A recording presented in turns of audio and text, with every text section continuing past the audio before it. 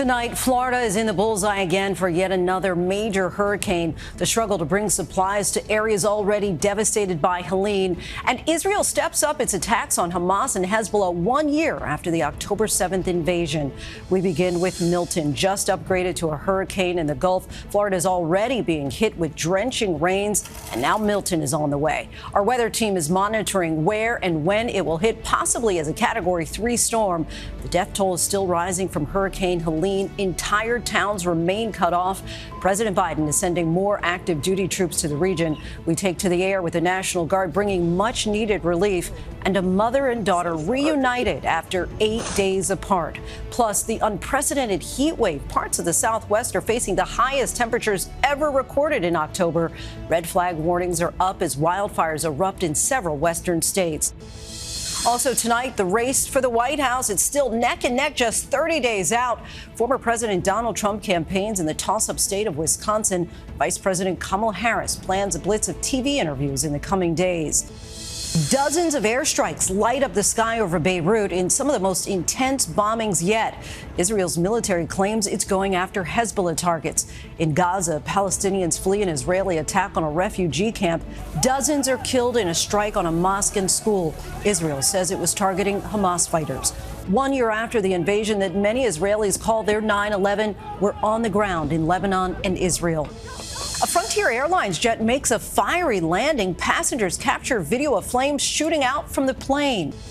The live stream gone terribly wrong. A YouTube star totals his $200,000 car live on the internet. And America strong tonight. An NFL star's emotional return. He's back on the field less than a year after being diagnosed with stage 4 cancer. From ABC News World Headquarters in New York, this is World News Tonight. Good evening, everyone. Thanks so much for joining us on this busy Sunday. I'm Lindsay Davis. Tonight, Florida residents are bracing for what could be another major hurricane. Evacuation orders have already been issued. Milton formed late today, on track to be the second named storm to hit the Sunshine State in as many weeks. Residents are filling sandbags ahead of what's expected to be Milton's powerful storm surge when it comes ashore in a matter of days. Residents are also stocking up when it comes to essential supplies. Some shelves in Central Florida are already bare. Milton is expected to strengthen in the warm waters of the Gulf and impact the entire state. All of this as the death toll is rising from Hurricane Helene. At least 230 people are confirmed dead. More than 170 are still missing. And tonight, President Biden announced he is sending another 500 active duty troops to North Carolina, joining the thousands already in the storm zone. Our weather team is standing by with the forecast, but ABC's Morgan Norwood leads us off from North Carolina. Tonight, crews in Florida racing to clear debris from Hurricane Helene as they brace for yet another hurricane set to hit this week. We know that it's headed straight towards Florida. We have a lot of people in Florida already helping to support the response and the recovery from Hurricane Helene, but also previous storms in Florida. So we're working with the state EOC to understand what their requirements are going to be so we can have those in place before it makes landfall. Residents filling up sandbags saying they're closely following Hurricane Milton set to hit on Wednesday. You have today and Monday to be able to prepare and to be able to take whatever actions that you deem appropriate. And the death toll from Helene still rising. At least 230 confirmed dead, more than 170 people still missing. There are still people that we're trying to find. The good thing is that a lot of people have now begun getting communication and are letting their loved ones know they are okay. Mackenzie Rink and her mother finally reuniting after 8 days with no contact. So for me, it was just relief and thankfulness that I have a mom and I have somebody, because there's so many people that are losing those that I know that they just wish they could hug again. Many families still in the dark. More than 150,000 customers without power in North Carolina. Crews working around the clock to restore electricity there. But state officials say that all area hospitals now back on the grid. Yesterday, Vice President Harris meeting with volunteers in Charlotte. How are you doing? We're making it. Harris vowing the administration will be there for the long haul. And today, President Biden announcing that he's ordered the deployment of 500 more active duty troops to assist in the recovery. We fly along with the National Guard. They've completed 422 flight missions since the storm hit. Over hard-hit Swannanoa, the scope of the devastation clear. This was the scene from the ground just days ago. We pick up generators and dropping them off in Pensacola, North Carolina, a tiny community that's seen its fair share of Helene's wrath. The volunteer fire department there, rushing out to meet the guard. We then fly out to Hot Springs near the Tennessee border, dropping medical supplies to a school serving as a shelter. When I saw them, I did want to just cry, but you have to hold it together for everybody here that's looking up to you to do that. It allows you to take a breath because you know you're going to be taken care of.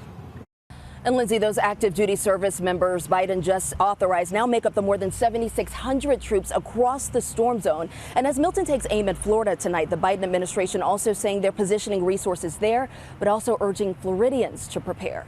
Lindsay? So much help is needed, Morgan. Thank you. We'll have continuing coverage of Southeast Strong on abcnews.com and ABC News Live and more tomorrow on Good Morning America.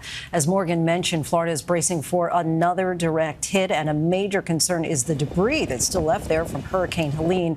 Crews along Florida's west coast are rushing to complete as much of the job as they can before Milton hits this week. WABC meteorologist Danny Beckstrom joins us now live. And Danny, time out the track for us here. Yeah, Lindsay, the National Hurricane Center just issued the latest track update, but I want to start with some context because another system is dropping inches of rain over Florida today and tomorrow, meaning the state is already waterlogged before Milton makes its approach. Now to the latest track, Milton rapidly intensified to a Category 1 hurricane today, currently with wind of 85 miles per hour. Continued strengthening takes the storm to a major Category 4 hurricane as it tracks east, approaching Florida's Gulf Coast Wednesday afternoon as a Cat 3.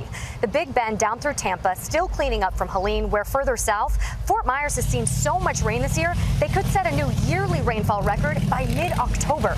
Another record in the Atlantic, 3 current hurricanes in the basin. That's never happened this late in the season. Of course, Milton is the only one we're concerned with. Storm surge watches, hurricane watches should be issued for Florida by tomorrow morning. Lindsay? Milton is certainly the last thing they needed. Danny, thank you. We turn now to the race for the White House and the final sprint to Election Day. Both candidates are making their pitches in the must-win swing states. Former President Trump returned to Butler, Pennsylvania this weekend, the site of the July attempt on his life. Trump appeared with Elon Musk and honored the man who was killed in the assassination attempt. Meanwhile, early voting is already underway in many places. ABC's MaryAlice Parks is on the campaign trail. Tonight, with just 30 days until Election Day, former President Donald Trump doubling down on dark rhetoric in the battleground state of Wisconsin, which he lost by roughly 20,000 votes in 2020. This country's in big trouble. We're a failing nation. We are a failing nation. We're a nation in decline. And despite praise from several Republican governors, Trump criticizing the Biden-Harris administration's response to Hurricane Helene. And she sends their money to foreign nations. He and she, they send hundreds of billions of dollars. The White House and FEMA insisting they have the funds to cover the relief effort, and even Republicans saying conspiracy theories are getting in the way of delivering aid. Harris responding late today to criticism against her character. I think it's really important not to let other people define you. And usually those people who will attempt to do it don't know you. On Saturday, Trump returning to Butler, Pennsylvania, where he was wounded in a July assassination attempt, taking a moment of silence for the firefighter who was killed. Tech mogul and the world's richest person, Elon Musk, joining him on stage. The Trump and Harris campaigns both in overdrive to get out the vote. At least 1.6 million ballots already cast, according to an analysis from the election lab at the University of Florida. Early voting is down and moderately less partisan this year compared to this point in 2020, when many people chose to vote by mail due to the COVID pandemic, according to analysis from L2, a national voter data analytics firm. With votes at stake, Democratic vice presidential nominee Tim Walz, governor of Minnesota, pushing back after he misrepresented his family used IVF when they actually used different fertility treatments. I will own up when I misspeak. I will own up when I make a mistake. Let's be very clear. On that debate stage the other night, I asked one very simple question, and Senator Vance would not acknowledge that Donald Trump lost the 2020 election. MaryAlice Parks joins us now from the campaign trail. MaryAlice, sounds like Vice President Kamala Harris is doing a bit of a media blitz with several high-profile interviews this week.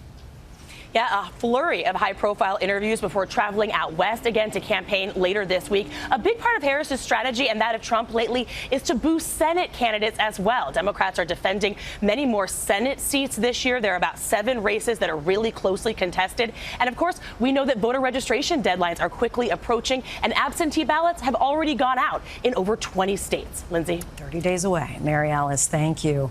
Overseas now, the IDF is ordering the evacuation of more than 24 villages in southern Lebanon. Overnight, Israeli warplanes pounded Beirut.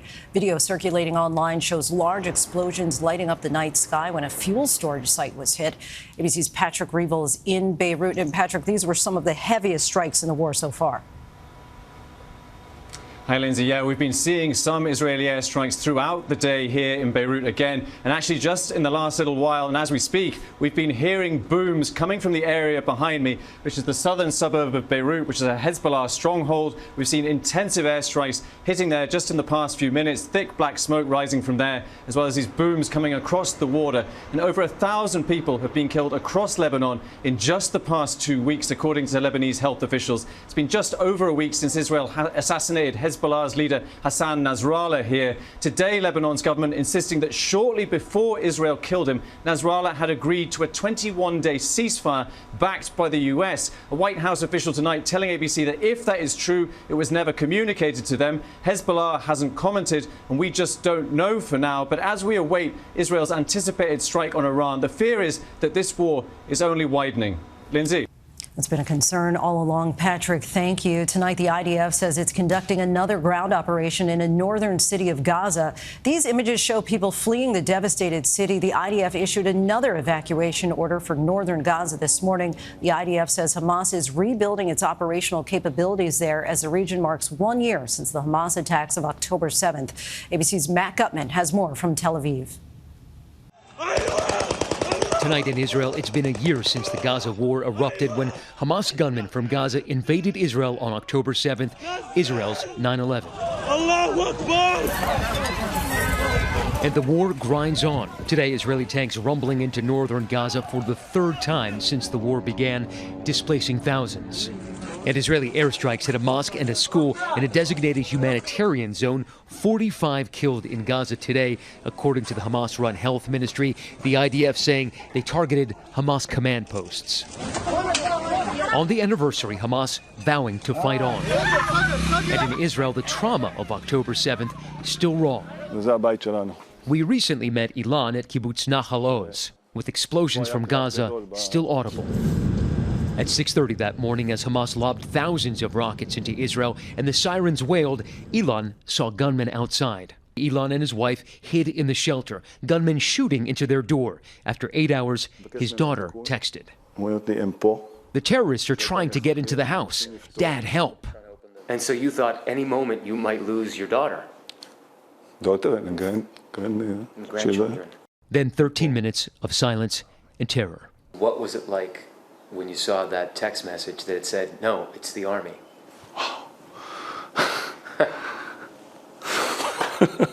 They were safe. Today we checked in on Ilan. His daughter is one of only 6 families to have moved back, but that was okay with Ilan. His hands are full with what matters most. For so many, that's not the case. Over 250 hostages were kidnapped that day, 7 of them in Yuval Haran's nuclear family.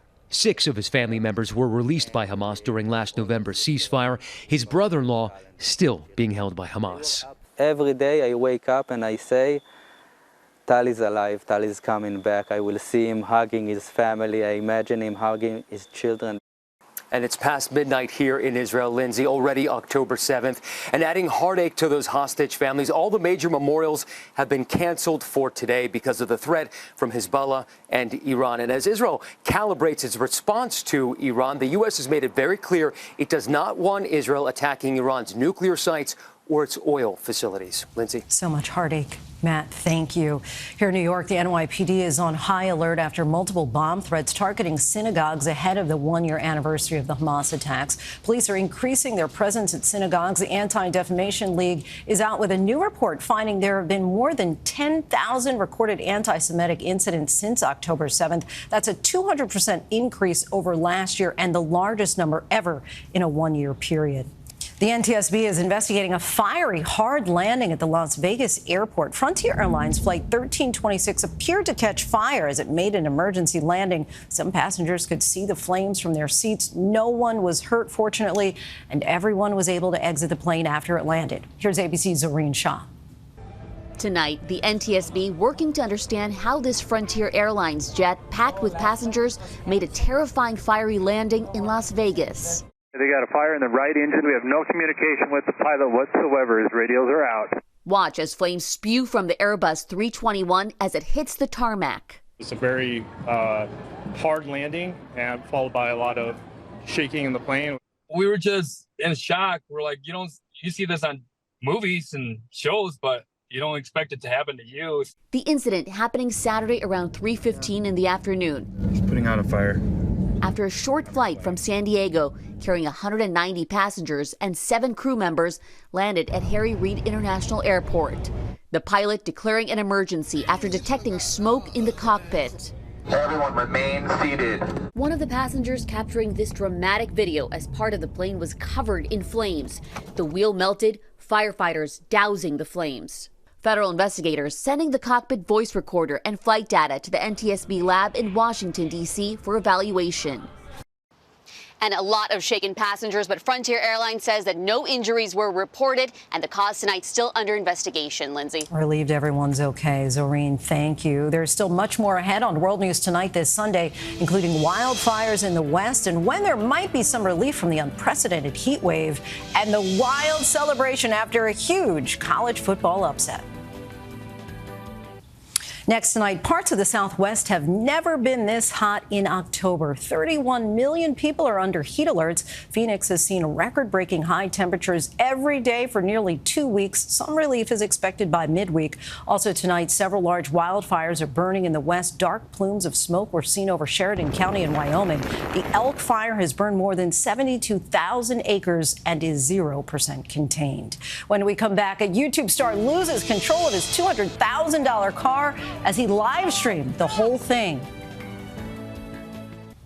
To the index in a serious crash that was live streamed. YouTube star Jack Doherty appeared to be distracted by his phone while driving his McLaren during a rainstorm in Miami Saturday morning. He lost control, hydroplaning into a barrier. He and a friend who recorded the accident were later treated at a hospital. Doherty's McLaren, worth more than $200,000, was totaled. Next, a once-in-a-lifetime upset in college football. Vanderbilt beat #1 Alabama on Saturday 40-35. Vanderbilt students were so excited they tore down one of the goalposts and carried it a couple of miles into downtown Nashville. Then they tossed it into the Cumberland River. Vanderbilt had not beaten the Crimson Tide in 40 years. When we come back, America strong, an NFL star's biggest victory, and it wasn't on the field. Finally tonight, America strong. A football star is back where he belongs. And now Horton is back on the field in uniform. NFL players have a reputation for being tough, but Dylan Horton may have taken his biggest hit yet far from the gridiron. Today's return to the field for the Houston Texans, number 92, was an emotional comeback for the defensive end who just months ago rang the bell announcing his last day of radiation therapy. The 24-year-old was diagnosed with late-stage Hodgkin lymphoma last December after appeared in 10 games for the Texans. On Wednesday, when he returned to practice, his supportive coach, D'Amico Ryans, shared this about him. For Dylan to be back with everything that he's gone through, battling cancer, and to see him back on the field after almost an entire year of missing football, man, attacking it with the right mindset, a positive attitude really goes a long way, and Dylan represents that, and we're all very thankful and happy to have him back today. Horton's story is an inspiration to us all about the audibles life calls along the way and our ability to persevere. Cancer-free and back on the roster. Thanks so much for watching tonight. I'm Lindsay Davis. David Muir back here tomorrow. Have a great night.